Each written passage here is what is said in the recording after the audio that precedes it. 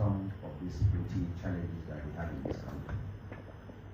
It is the desire of President Bola Ahmed to see that once the legal framework, once the backing of the National Assembly is sought, that all states have state police. I think it is time for Nigeria to have the state police as mentioned and as also is being pursued by President Bola Ahmed Tinubu.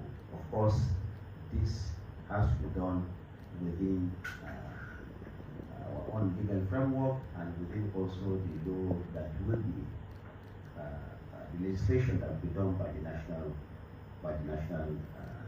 Assembly. But it is the government's desire, it is the desire of President Bola Ahmed Tinubu to ensure that we have state police as soon as it is practicable in this